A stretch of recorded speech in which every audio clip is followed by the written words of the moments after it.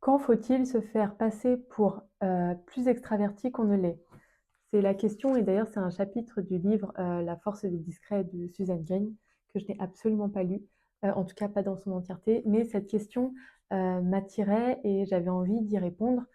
À première vue, la question donc, quand faut-il se faire passer pour plus extraverti qu'on ne l'est? J'avais envie de dire, absolument jamais. À quel moment, on se fait passer pour autre chose que ce qu'on est? Ma réponse directe, c'est jamais.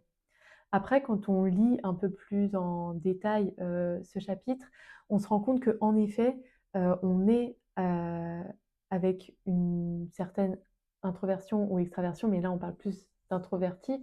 Donc c'est-à-dire qu'on peut naître introverti et agir aussi de temps en temps, comme un extraverti.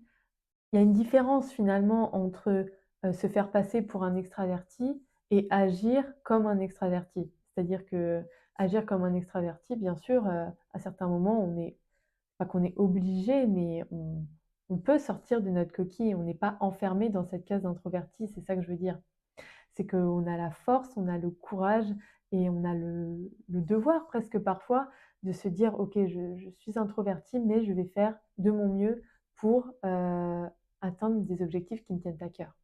Et d'ailleurs, elle prend l'exemple, d'un professeur qui est introverti, qui adore son métier, qui adore transmettre, mais qui après, chaque conférence, va aux toilettes pour, se retrouver, seul et dans le calme. C'est typiquement l'exemple du: «J'adore ce que je fais, donc j'agis comme un extraverti à un certain moment donné». Ceci dit, juste après, je vais avoir besoin de me ressourcer et d'être un peu seule.